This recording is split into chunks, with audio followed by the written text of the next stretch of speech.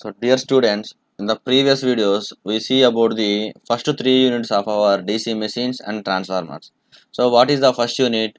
Electromechanical energy conversion. And the second unit is DC generators. And the third unit is DC motors. So, now in this video onwards, we will see about the fourth unit. Fourth unit is transformers, and the fifth unit is three-phase transformers. So that means in the fourth unit we see about the single-phase transformers, and in the fifth unit we see about the three-phase transformers. So let us go for the syllabus for the fourth unit, that is single-phase transformers. Single-phase transformers. So what are the contents present in the single-phase transformers?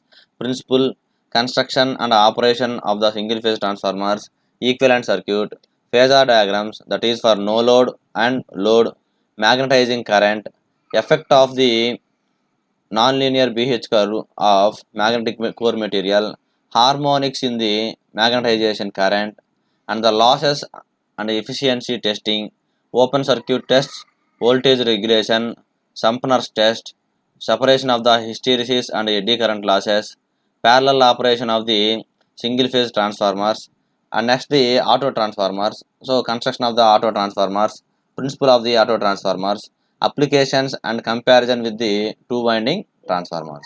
So these are the contents of the single phase transformer. So let us go to the our topic, single phase transformers. So in this video we will see about the basic requirements of the single phase transformer and classification of the single phase transformers and the EMF equation of the single phase transformer. So our first one is the single phase transformer. So what is a transformer? Transformer is a static device which transfers the AC electrical power from one circuit to another circuit without changing the frequency. So but the voltage levels are changed according to their requirements.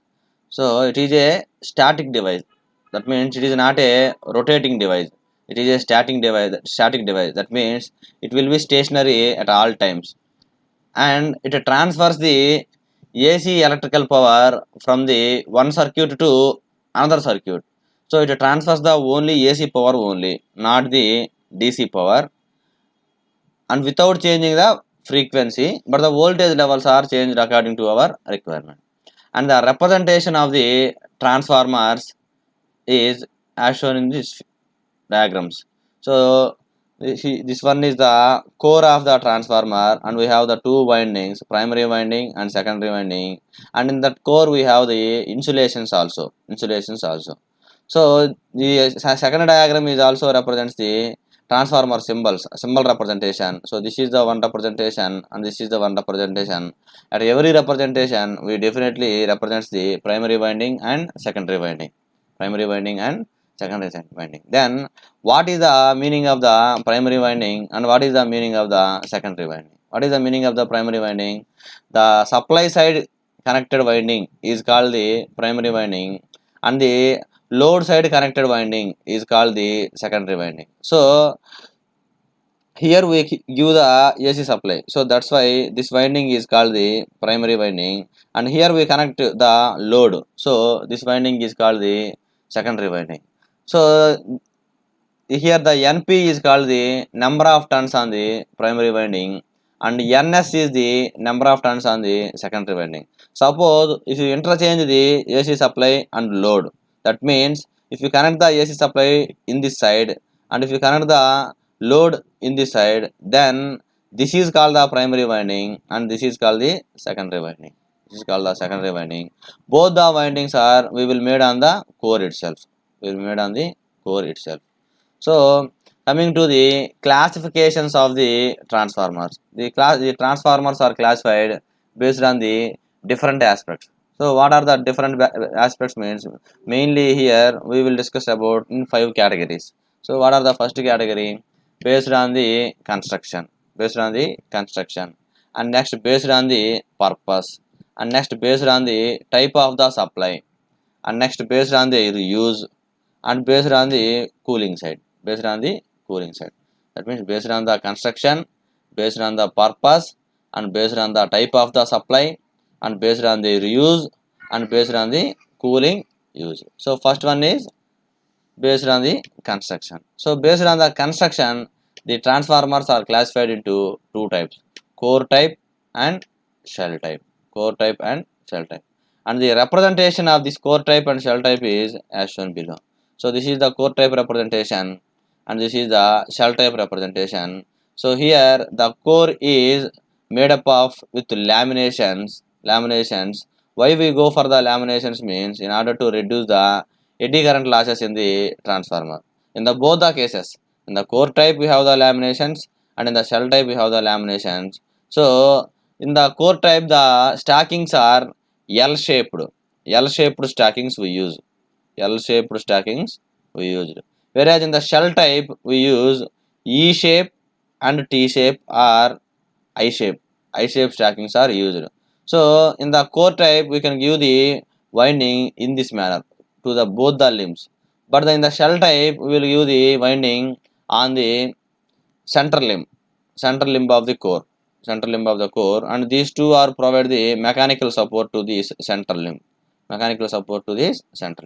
So here we have the primary winding and secondary winding, and here also we have the primary winding and secondary winding. Suppose and all these windings are separated with insulation. So that means the core and LV winding will be separated with LV insulation, and the LV winding and HV winding will be separated with the HV insulation.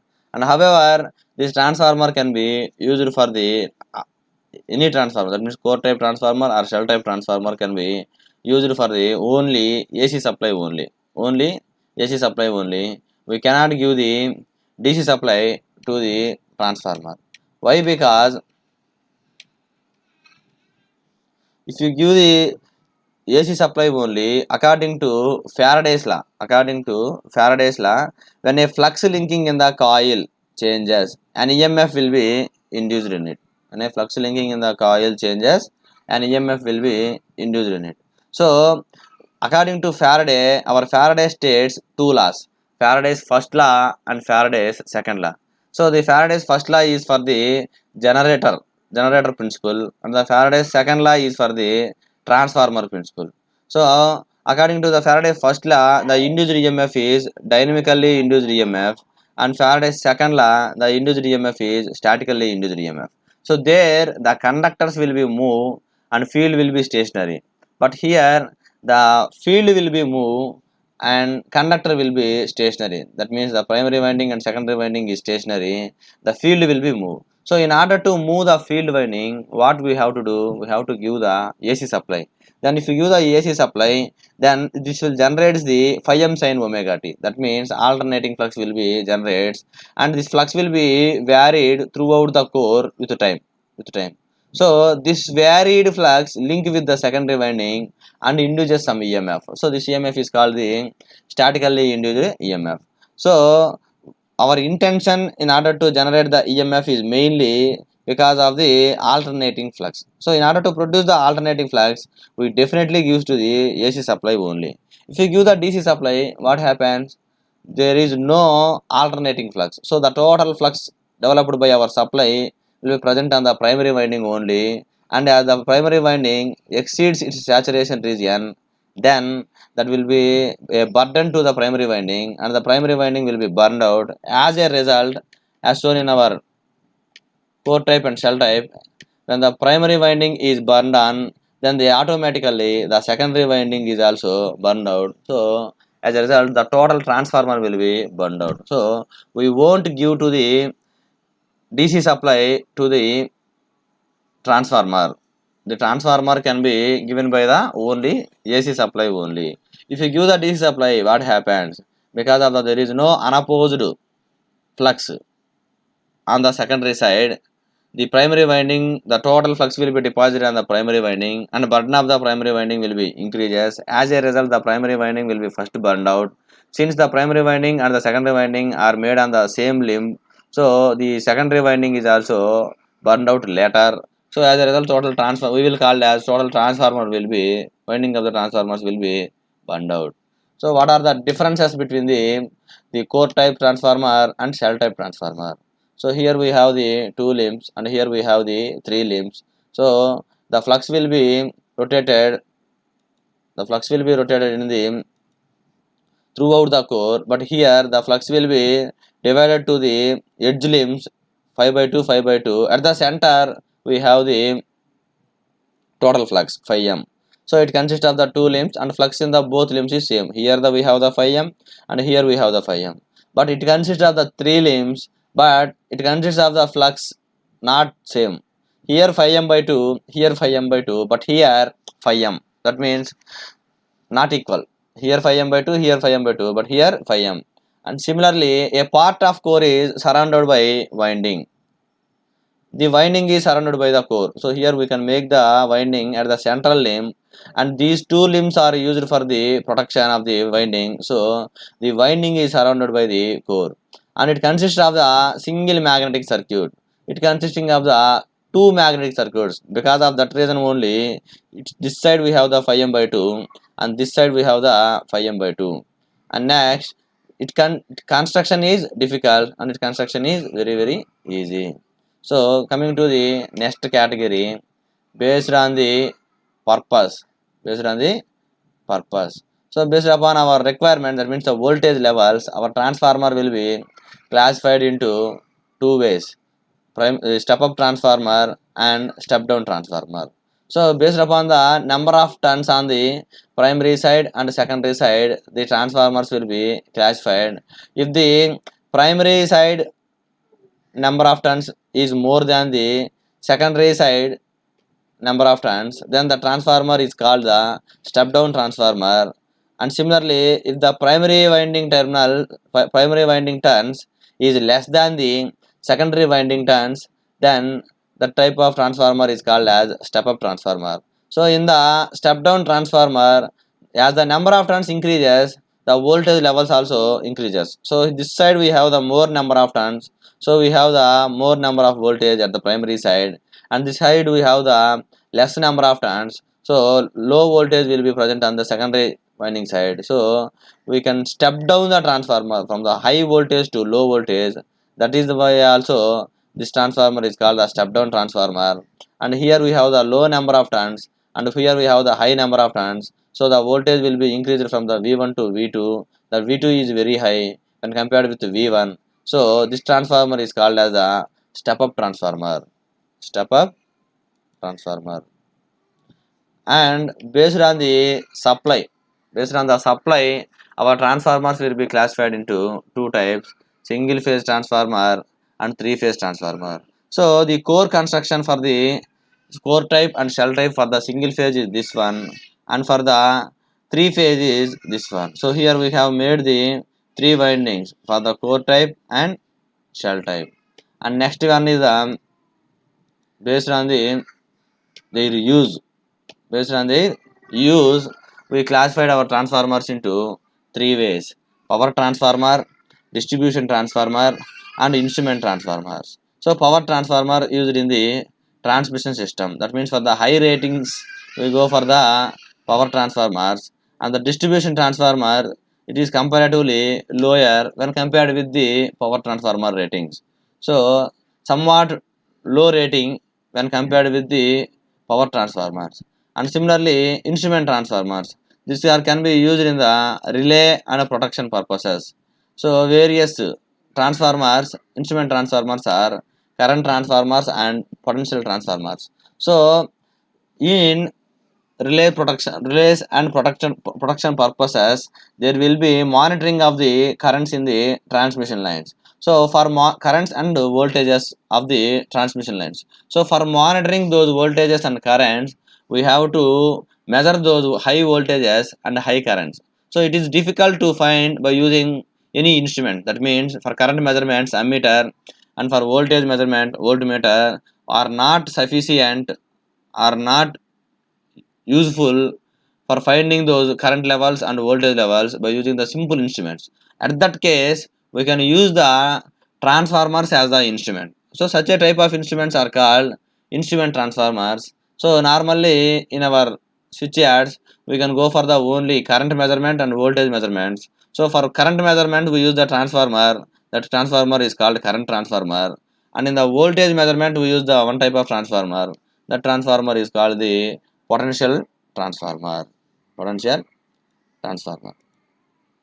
And next, based on the cooling used, the transformers are classified into naturally cooled type transformers, oil cooled type transformers, forced air cooled transformers, and water cooled transformers. And next one is the EMF equation of the single phase transformer. So in the every case we can definitely generate the one equation. That means for the DC generator we generate the EMF equation. So what is the EMF equation? That means generated EMF is equal to P phi NZ by 60A. And in the similarly, in case of the motor, that is the mechanical work. So because of that mechanical work, we derive the torque equation. What is the torque equation? 0.0159 into 5 into Ia Pz by A. 5 into Ia Pz by A. That is the torque equation. And what here also we will see about the EMF equation of the single phase transformer. What is the use of these EMF equations and torque equations means we have to understood the some points regarding to these its features. So on that P phi and Z by 60A, the generated EMF is directly proportional to flux, like that. And similarly, in case of the motors, T is directly proportional to phi into Ia, mainly depends on the flux and armature current. And in the similar case, we have to derive the EMF equation for the single phase transformer also. So in the transformer, where we can give the only AC supply. AC supply means sinusoidal supply. So the sinusoidal supply is characterized as shown in the diagram here. So here the phi m is the maximum flux in the Webers, and F is the frequency of the supply in hertz, and N1 is the number of turns in the transformer. In the transformer core, we have two windings, primary winding and the secondary winding. To the primary winding, we use the supply. The supply is AC supply, and the coming to the description of that flux produced by that AC supply is phi m minus phi m, and the frequency is 1 by F. T time period is T, and the frequency is 1 by F. And to coming to the transformer, N1 is the number of turns on the primary winding, and N2 is the number of turns on the secondary winding, and E1 is the EMF induced across the primary winding, and E2 is the EMF induced across the secondary winding. So according to Faraday's law, when a flux linking in the coil changes, an EMF will be induced in it. And the direction of the EMF in the transformer can be decided by the Lenz law. Why? Because of the primary winding only, the secondary winding EMF will be induced. So the effect must oppose the cause. Here the effect is the secondary winding induced EMF, and the effect is cause is the primary winding induced EMF. So the secondary induced EMF must opposes the primary winding induced EMF. So according to Faraday, the induced EMF can be given with one formula. That formula is nothing but d phi by dt. Normally n into minus n into d phi by dt, and n is for the n number of turns, and the minus symbol is for the to satisfy the Lenz law. So here first we consider basic definition, that is d phi by dt. So d phi is what? Change in the flux from the phi m to minus phi m. So what is the change in flux during the one cycle? During the one cycle. So here at the positive side we have the phi m, and the negative side we have the minus phi m. So phi m minus of minus phi m, that equal to 2 phi m. And similarly dt is the time required for the flux from the plus phi m to minus phi m. So what is the dt? So this phi m to this phi m.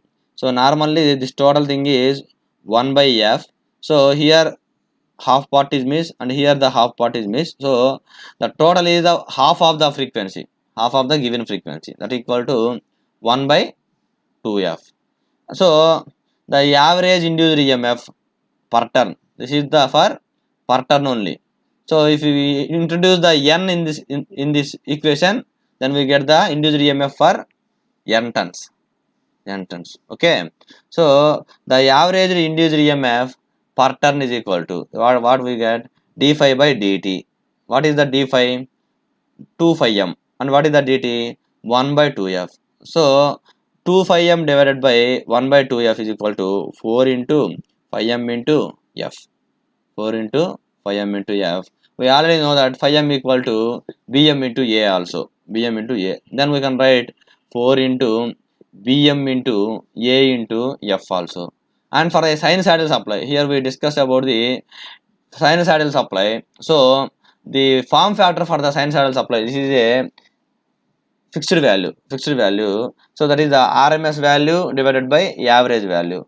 So here we have the average induced EMF, that is the 4 phi m into f or 4 bm into a into f, bm into a into f. So RMS value is equal to 1.11 into average value. So 1.11 into 4 into phi m into f or 4.44 into phi m into f or 4.44 into bm into a into f. Why? Because phi equal to b into a, bm into a, where b is the maximum flux density and a is the area. A is the area. So this is the RMS value of the EMF induced per turn. So similarly, this voltage will be induced for the primary side and the secondary side. Why? Because same flux will be linking to the both the windings, primary winding and secondary winding. But in the primary winding side, we have the N1 number of turns, and in the secondary number of side, we have the N2 number of turns. So the RMS value of the EMF induced in the primary side is 4.44 phi m into f N1. And similarly, for case of the secondary winding side, we have 4.44 into phi m into f into N2. These are also we write as 4.44 into bm into a into f into N1, 4.44 into bm into a into f into N2. So these are the this is the EMF equation of the transformer. So with this we complete the classifications of the transformers and the EMF equation of the transformer. So in the next video onwards, we will see the no load operation of the transformer and loaded operation of the transformer and equivalent circuit of the transformers.